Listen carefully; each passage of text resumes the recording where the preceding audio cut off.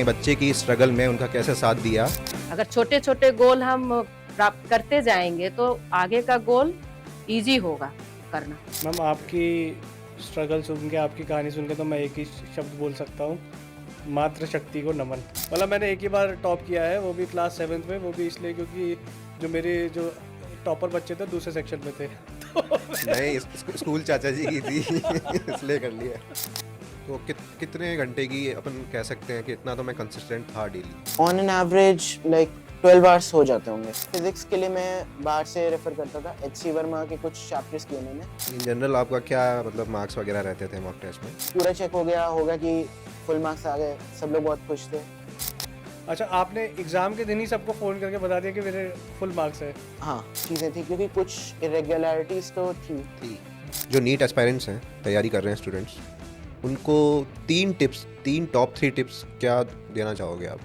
Board से पहले तो हमें छुट्टियाँ दी गई थी ताकि बोर्ड्स के लिए प्रिपेयर कर दो। वो एक बहुत अच्छा टाइम है प्रिपेयर करने का। जिन बच्चों का सिलेक्शन नहीं हो पाया उनके लिए कोई एडवाइस?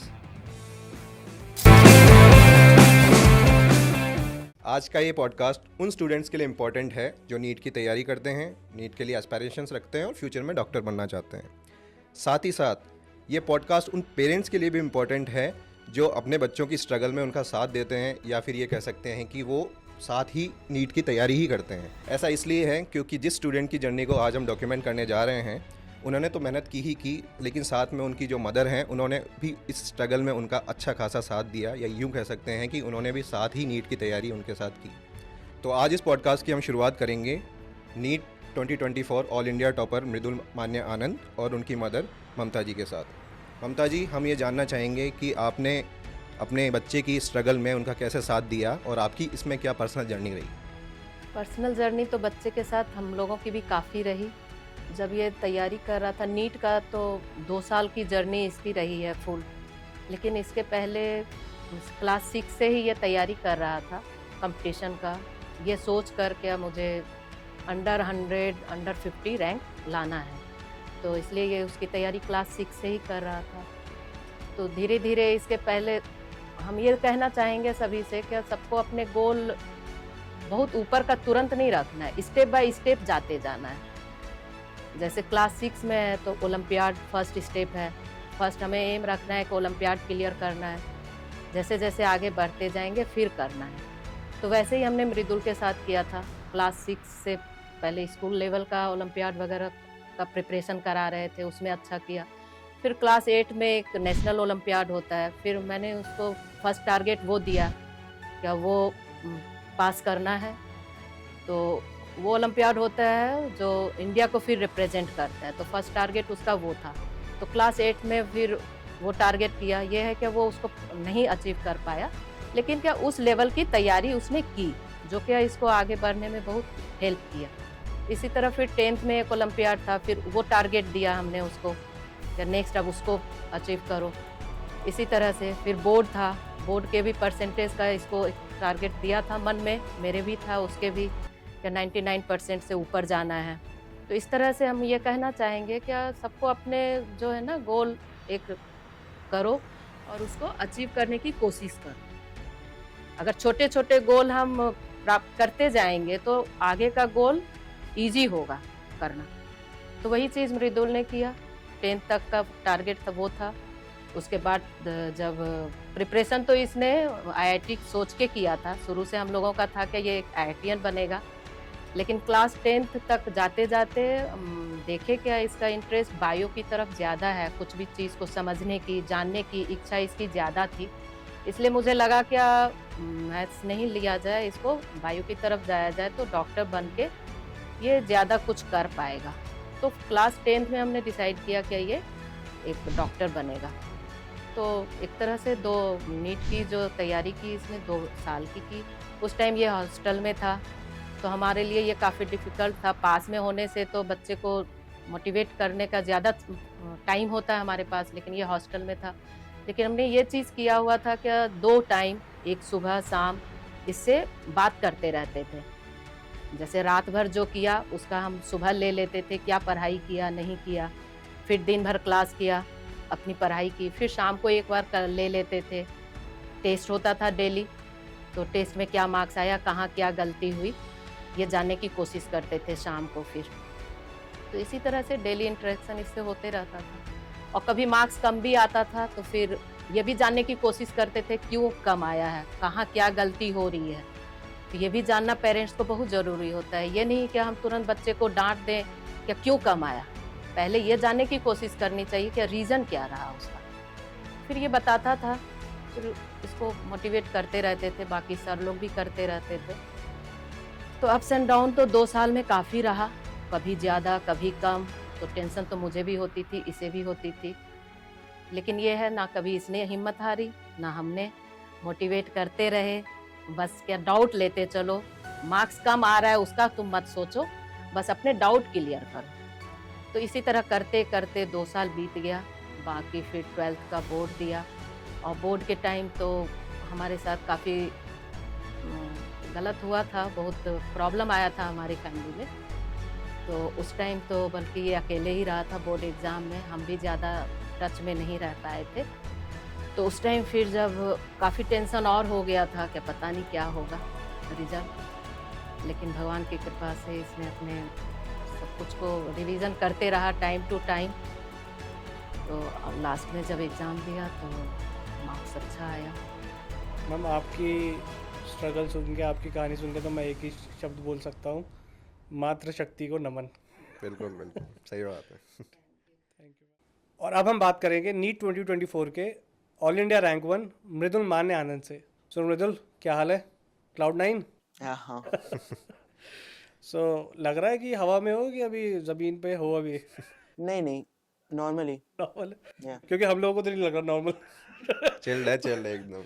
मतलब मैंने एक ही बार टॉप किया है, वो भी क्लास 7th में, वो भी इसलिए क्योंकि जो मेरे जो टॉपर बच्चे थे दूसरे सेक्शन में थे। तो नहीं, स्कूल चाचा जी की थी इसलिए कर लिया। ओके। सो मृदुल, आपसे पहला सवाल ये है कि when did you first realize कि आपको बीटेक या मतलब आईआईटी के लिए तैयारी नहीं करनी, आपको नीट के लिए तैयारी करनी है, जैसे मैम ने हमें पहले बताया। When did you first realize? Just before my boards, 10th board? 10th boards, yes. Okay. मतलब ऐसा क्या लगा कि मुझे मेडिसिन में ही करियर में परस्यू करना है? ऐसा क्या था, मतलब क्या इस फील्ड के बारे में आपको एक चीज़ लगी कि हाँ मुझे इसमें जाना है, ना कि मेरे जो ओरिजिनल जो मेरा इंटरेस्ट रहा है मैथ्स के अंदर उसे छोड़ के? देखिए, मतलब इंटरेस्ट स्टार्टिंग में सभी था, अच्छा। मतलब बायो मैथ्स सब में मतलब अच्छे ही मार्क्स आते थे, तो ऐसा कुछ फिक्स नहीं था कि यही करना है। सो 10th आते आते तक ये लगा कि I have more interest in biology, क्योंकि मतलब अच्छा लगता था पढ़ते हुए, मतलब कि सेल्स कैसे वर्क कर रहे हैं या एनिमल्स की एनाटॉमी कुछ पढ़ लिया। So these all fascinated me and I thought medicine would be a good option to explore my interest. So Mridul, कोई भी आप एग्ज़ाम की प्रिपरेशन कर रहे हो, कोई भी हो, चाहे नीट हो या जितने भी एंट्रेंस एग्जामिनेशंस हैं या कोई और हो, उसमें सबसे इम्पोर्टेंट होता है शेड्यूल। आपका शेड्यूल क्या है? आपने क्या प्रोसेस फॉलो किया, क्या क्या स्टेप्स फॉलो किए? तो ज़रा आप थोड़ा उस पर लाइट डालना चाहेंगे कि आपका क्या शेड्यूल रहा इस पूरी जर्नी के दौरान? ओके, सो इस जर्नी में मैं कोचिंग जाता था आकाश। सो मेरा जब क्लासेस चल रहे थे, मेरे ये टारगेट रहता था क्लास के बाद जो क्लास में हुआ वो रिवाइज कर लूँ, उससे कुछ रिलेटेड टीचर्स ने कुछ क्वेश्चंस दिए वो कर लूँ। उसके बाद I used to set targets कि मुझे ये करना है आज। सो मेरा ये रहता है आज ये ख़त्म करना है, चाहे 4 घंटे लगे या 10 घंटे लगे। सो वो कंप्लीट करता था मैं हर दिन। सो ग्रेजुअली वैसे करते करते ही कॉन्सेप्ट्स इम्प्रूव होते गए, और तो कितने घंटे की अपन कह सकते हैं कि इतना तो मैं कंसिस्टेंट था डेली पढ़ाई जिसको बोल सके, मतलब on an average? On an average like 12 hours हो जाते होंगे। 12 आवर्स हो जाते हैं? Yeah. नाइस। तो मृदुल, एक तो एक जनरल सेट आता है कोचिंग के साथ कि जो वो सेट ऑफ बुक्स देते हैं, और कुछ बच्चे अलग से भी कुछ बुक्स को रेफ़र करते हैं। तो आपने सिर्फ कोचिंग का मटेरियल को पढ़ा या और भी किसी बुक्स को रेफ़र किया नीट के लिए? नीट के लिए तो मेनली एनसीईआरटी को ही मैंने अच्छे से किया, और हाँ कोचिंग के जो प्रैक्टिस क्वेश्चंस थे वो मैं करता था, तो वो काफ़ी हेल्पफुल थे। मतलब मेन चीज़ है प्रैक्टिस ही। सो आप कहीं से भी प्रैक्टिस करिए, बट क्वेश्चंस प्रैक्टिस बहुत ज़रूरी है, क्योंकि उसमें पता चलता है आप ये चीज़ अच्छे से नहीं समझे हैं, या आपको इसमें थोड़ा डाउट हो रहा है, इस टाइप के क्वेश्चंस में नहीं बन रहे। सो जब तक आप क्वेश्चंस नहीं करोगे आपको पता नहीं चलेगा, और एट द एंड आपको क्वेश्चंस ही सॉल्व करने हैं, थियरी नहीं लिखनी है। सो आप कहीं से भी करिए, आपको क्वेश्चन प्रैक्टिस करना इंपॉर्टेंट है बहुत। So basically you are saying कि क्वेश्चन सॉल्व करना ज़्यादा रेलेवेंट रहेगा, बजाय कि ये ध्यान देना कि यार ये किताबें ले लूँ, ये पढ़ लूँ, ये सारी ये कर लूँ, इकट्ठा कर लूँ, मतलब हाँ। जो भी है। क्योंकि जब तक आप क्वेश्चन सॉल्व नहीं करेंगे, all your knowledge is waste, क्योंकि आपको अप्लाई करना आना चाहिए। सो यही मेरा ये टारगेट रहता था। शुरू में पढ़ लिया, क्लास में जो पढ़ा है वो पढ़ लिया, एनसीईआरटी पढ़ ली, फिर क्वेश्चंस लगा लिए। तो मेनली फिजिक्स के लिए मैं बाहर से रेफर करता था, एच.सी. वर्मा के कुछ चैप्टर्स किए मैंने, रेस्ट मैंने मॉड्यूल से ही किए। तो जैसे कि इन एग्जामिनेशंस में ये होता है, मॉक टेस्ट सभी देते हैं, आप भी आई थिंक देते ही होंगे। हाँ। तो ऑन इन जनरल आपका क्या मतलब मार्क्स वगैरह रहते थे मॉक टेस्ट में? कंसिस्टेंसी थी या कुछ अप डाउन होता था? क्या क्या सीन था? अप डाउन्स तो बहुत थे, कभी 715 आए, कभी 670 660 आ गए। सो ये चलता रहता था, and I didn't let it go to my head कि इतने अच्छे आ गए या इतना कम आ गया। मेरा यही था, मतलब कुछ क्वेश्चंस में कई बार डाउट होते हैं बट वो सही हो जाते हैं। सेक्शन बी में आप कुछ क्वेश्चन छोड़ देते हैं, 5 क्वेश्चन, और जो गलतियां भी हुई हैं उन सबको मैं अच्छे से देखता था और उन पे काम करता था, ताकि इम्प्रूवमेंट होते रहे। तो मृदुल, जब आपने पहली बार ये जाना, ये सुना कि आपने नीट टॉप कर दिया है, मतलब अपने ज़िले में नहीं, अपने स्टेट में नहीं, आपने ऑल इंडिया टॉप किया है, रैंक 1 है, तो उस समय आपकी क्या फीलिंग्स थी? And who was the first person you shared this news with? So at the night of the exam, आकाश की आंसर की आ गई थी। सो आई वाज चेकिंग, बीच में फिजिक्स सर प्रशांत सर ने कॉल किया था पूछने के लिए कि कितना बन रहा है। सो आई सेड कि अभी तक तो सब सही है। अच्छा, सब सही है। हाँ। ओके। कॉन्फिडेंस। तो उसके बाद एक सब्जेक्ट चेक किया, फिर उन्होंने पूछा, तो मैंने बोला ये भी अभी तक सब सही है। तो फिर उन्होंने बोला रुको मैं आता हूँ। So I was in the hostel. So sir आए रात में, उनके कुछ फ्रेंड्स भी आए थे, तो वही उसके बाद मतलब बेसमेंट में ही हम लोगों ने बैठ के चेक किया। फिर जब पूरा चेक हो गया होगा कि फुल मार्क्स आ गए, सब लोग बहुत खुश थे। सर ने कॉन्ग्रेचुलेट किया, उनके फ्रेंड्स ने भी। उसके बाद सर ने केमिस्ट्री सर को फ़ोन लगाया, शोर सर, और मैंने मदर को फ़ोन लगाया था। अच्छा, आपने एग्ज़ाम के दिन ही सबको फ़ोन करके बता दिया कि मेरे फुल मार्क्स है? हाँ। ग्रेट।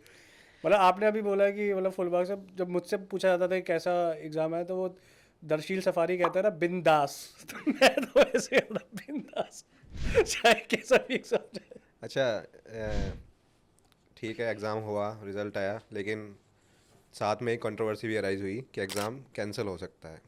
तो ये सुन के कैसा लगा था आपको? क्या फीलिंग थी अंदर आपके अंदर? मतलब obviously it must have come as a shocking news कि यार ये क्या हो गया, मतलब अननेसेसरी कंट्रोवर्सी हो रही है या जो भी हो रहा है। कैसा लग रहा था आपको? बुरा तो लग रहा था थोड़ा, क्योंकि आपने 2 साल पूरे सैक्रिफाइस किया, कहीं बाहर गए नहीं, हॉस्टल में बैठ के पढ़ाई की इतना ज़्यादा, मतलब आधा दिन पूरा लगाते ही थे पढ़ने में। सो एग्रीगेट 1 ईयर मैंने जस्ट पढ़ाई की है। सो मतलब जब उस पे लोग सवाल उठा रहे हैं तो बुरा तो लगता है। ये भी नहीं है कि बेसलेस सवाल थे, बेसलेस चीज़ें थी, क्योंकि कुछ इरेगुलरिटीज तो थी, बट इसका ये सॉल्यूशन नहीं बनता है कि आप सबका एग्जाम कैंसिल कर दो। सही बात है, राइट। सो इस कारण बुरा तो लगता था, बट विश्वास था जुडिशरी पे कि मतलब वो किसी के साथ अन्याय नहीं होने देगी। सही है, सही। अच्छा, इन अ पैरेलल यूनिवर्स, मान लो अगर कैंसिल हो जाता है एग्ज़ाम, तो क्या आप फिर से टॉप कर पाते नेक्स्ट ईयर? क्या आप में कॉन्फिडेंस था इतना? देखिए, कॉन्फिडेंस तो 5th में को भी नहीं था, तो मैं कुछ कह नहीं सकता, बट हाँ मतलब काफ़ी इम्पैक्ट तो होता, क्योंकि 2 मंथ का जो गैप आ गया था उसमें मैंने बुक उठाई भी नहीं थी। सो ये था कि अगर आप 1 हफ्ता भी मिस कर दो कंपटीशन में तो आप कितने पीछे चले जाते हो। यहाँ तो आपने 2 महीना मिस कर दिया, राइट। उसके बाद 1 महीने में आप पिकअप करना मुश्किल हो जाता काफ़ी, but I would have given my best efforts. So Mridul, NEET के एग्ज़ाम में बेसिकली 4 सेक्शन होते हैं, 4 सब्जेक्ट्स होते हैं। हर एक में 50 क्वेश्चन होते हैं जिसमें से 45 आपको अटेम्प्ट करने होते हैं, तो 180 क्वेश्चन से मार्किंग होती है। तो नीट के एग्ज़ाम में आधा पोर्शन बायोलॉजी है और आधा portion physics and chemistry, right. तो जो बायोलॉजी के जो सेक्शन है जूलॉजी एंड बॉटनी, तो उसके लिए आपने कौन सी बुक्स रेफर करी? वॉज एनसीईआरटी इनफ या कोई और भी सोर्सेज आपने पढ़े? यस, एनसीईआरटी वाज इनफ, क्योंकि जो 90 क्वेश्चंस मार्क करने थे वो एनसीईआरटी से आराम से हो जाते थे। But for a safer side, मतलब एनसीईआरटी मोटिवेटेड भी कई बार क्वेश्चंस आते हैं, सो एनसीईआरटी के टॉपिक्स को थोड़े हायर लेवल पे मैंने प्रिपेयर किया था जो कोचिंग में कराते हैं, और एक दो क्वेश्चन ऐसे भी थे मतलब जो थोड़े हाई लेवल पे थे बट वो सेक्शन बी में थे। Right. And what about physics and chemistry, उसके लिए भी आपने सेम पैटर्न फॉलो किया एनसीईआरटी, या उनके लिए भी कुछ बुक्स अलग से रेफर करी? नहीं, सब में मेनली एनसीईआरटी किया था। फिजिक्स में क्वेश्चन प्रैक्टिस थोड़ी हैवी की थी क्योंकि फिजिक्स में थियरी से ज़्यादा इंपॉर्टेंट क्वेश्चंस हैं। तो जूलॉजी और बॉटनी की बात हो रही थी, इन दोनों में से फेवरेट कौन सा है? मतलब जूलॉजी। जूलॉजी है। जूलॉजी में भी कौन सा, मतलब कि भाई ये मुझे बहुत ही सही लगता है एकदम ये? Animal kingdom. Animal kingdom, diversity वाला चैप्टर जो है। हाँ वही। हाँ यार, रटना बहुत है उसमें तो काफ़ी। हाँ बट मज़ा आता है पढ़ने में। हाँ ये तो है, वो पूरी जर्नी दिखाता है ना अपनी, हाँ। कहाँ से अपन अमीबा से लेके अर्चित जैसे खड़े हो गए, मतलब हाँ। सिंगल सेल से ऐसे लोग। हाँ। सही है, सही है। मैं ही खाली सिंगल सेल से बना हूं, ये सीधे साक्षात प्रकट हुए थे। अवतरित। तो फिजिक्स और केमिस्ट्री में जो अपना फिजिकल केमिस्ट्री वाला पार्ट है, यूजुअली बच्चों के लिए काफ़ी हार्ड पड़ता है वो।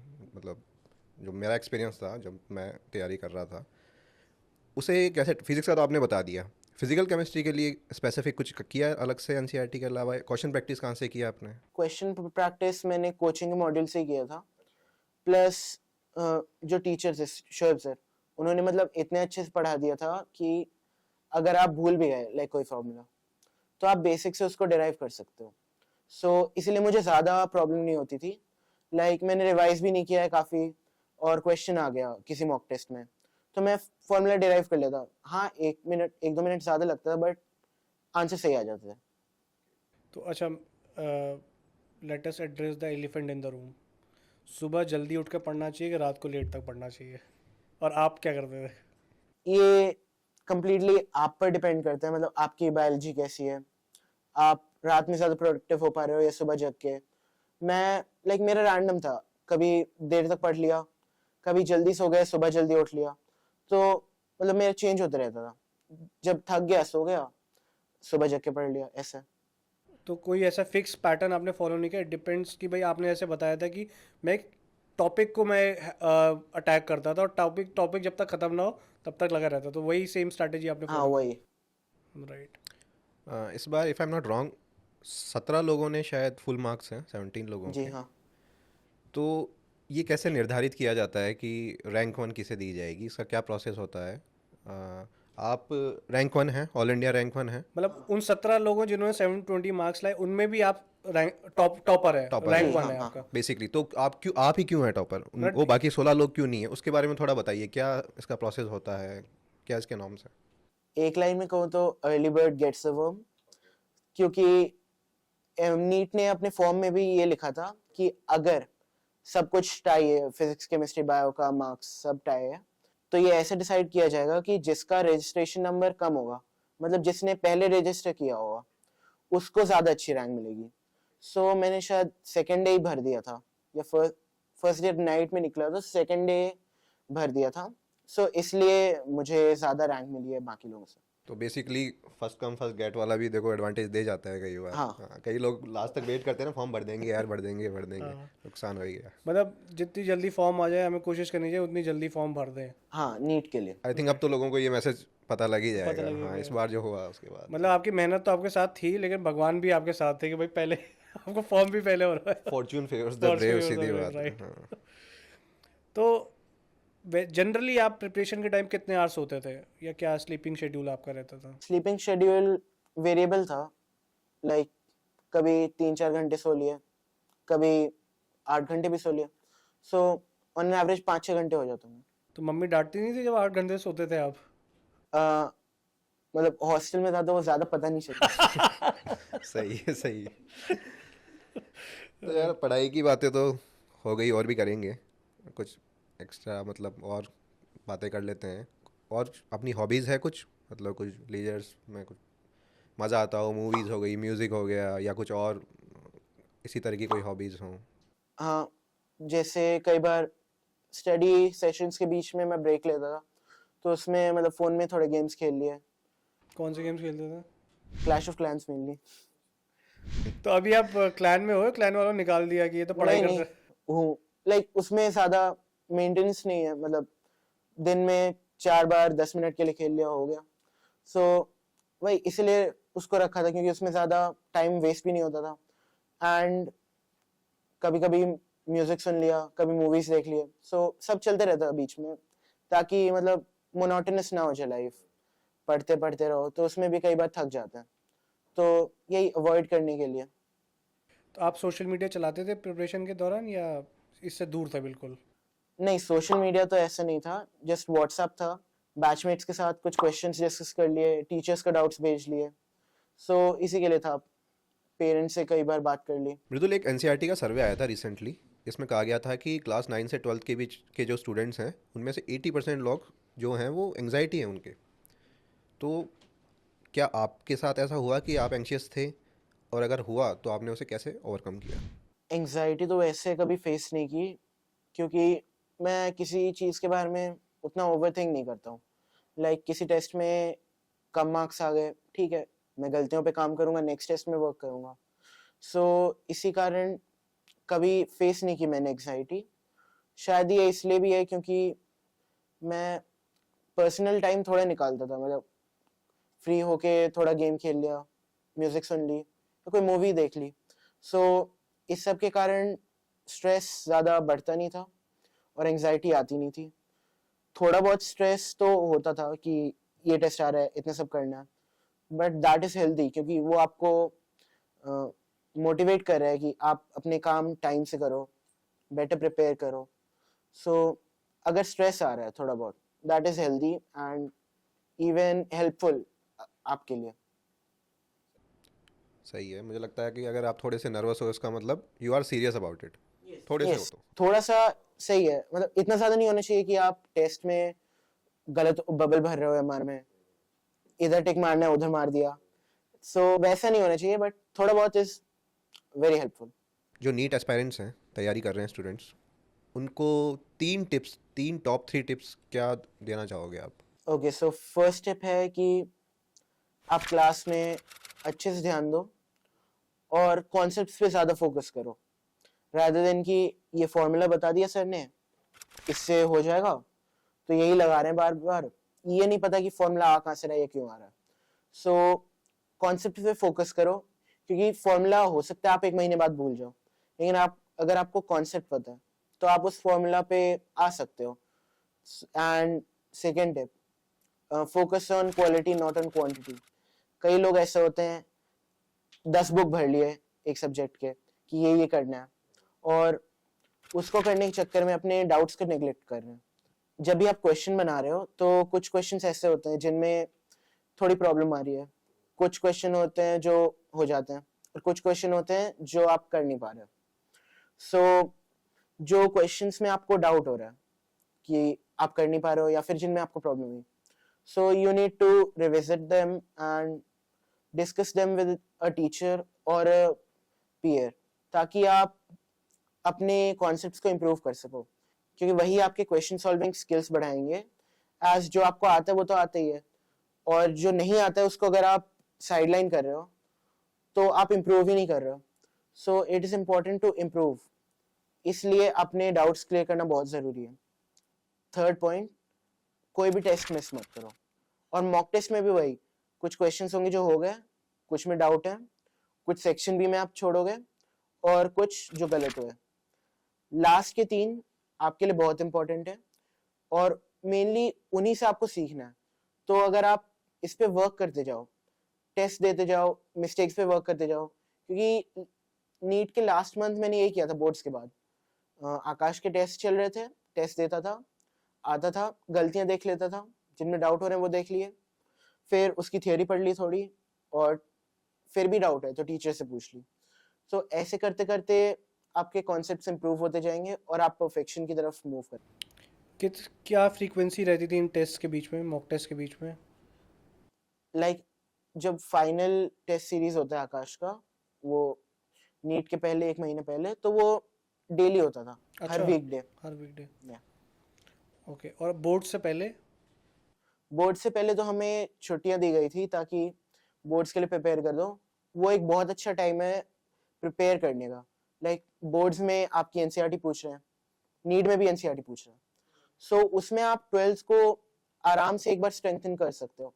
एनसीईआरटी पढ़ ली अच्छे से, तो एनसीईआरटी के पॉइंट्स आपके दिमाग में आ गए नीट के 1 महीने पहले, तो वो बहुत अच्छा होगा आपके लिए अगर आप अच्छे से पढ़ रहे हैं एनसीईआरटी, क्योंकि एटलीस्ट 5-6 दिन का तो गैप मिल ही जाता है 2 टेस्ट के बीच में।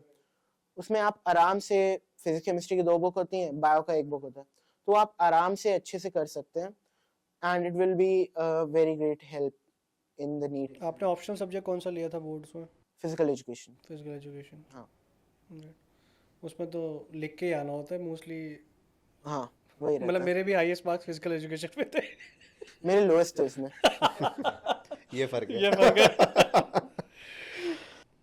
तो मृदुल, अब आप अपनी जर्नी को वापस देखें, मतलब जो जहाँ से आपने स्टार्ट किया और आज जो आपने अचीवमेंट हासिल करी, तो इसके बीच में अगर आप वापस देखें तो कोई ऐसी चीज़ है जो आप अलग तरीके से करना चाहेंगे, या आपको लगता है कि इसको मैं इस तरीके से और बेटर कर सकता था?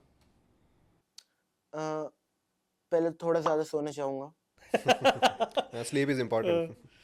कि पता टॉप तो कर ही रहा हूँ। सही है। नहीं, क्योंकि काफ़ी अननेसेसरी टाइम भी लगाया, मतलब लास्ट के 2 इयर्स में। लाइक एक चीज़ को बहुत ज़्यादा रिवाइज कर रहा हूँ, जो आती है उसको भी 2-3 बार और पढ़ लिया, तो मैं चाहूँगा कि उसको छोड़ के थोड़ा सो लूँ। सही है, सही है। ग्रेट।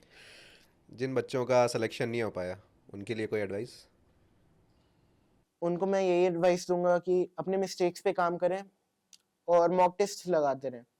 सो और मॉक टेस्ट में भी ये नहीं कि टेस्ट दे दिया हो गया, ये मार्क्स आ गए। जो डाउट्स हुए, जो क्वेश्चंस छोड़े और जो क्वेश्चंस गलत हुए, इन तीनों पर काम करने की ज़रूरत है। तो वो टॉपिक देख लिया, वो पढ़ लिया, तो ऐसे धीरे धीरे करके आप इम्प्रूव कर लेंगे और होपफुली अगले टेस्ट में आप अच्छा परफॉर्म करेंगे। तो 2020 में एक स्टडी कंडक्ट की गई थी, उसके अकॉर्डिंग इंडिया में पर 1000 पेशेंट्स 0.7 डॉक्टर्स हैं। वो WHO के मार्क्स से बहुत कम है।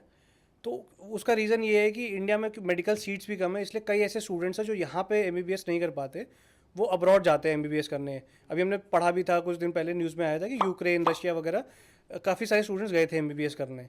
तो जो बच्चे बाहर से MBBS करके आ रहे हैं, क्या उनकी डिग्री वैलिड है इंडिया में, वो प्रैक्टिस कर सकते हैं, या अगर उनको प्रैक्टिस करनी है तो क्या करना चाहिए?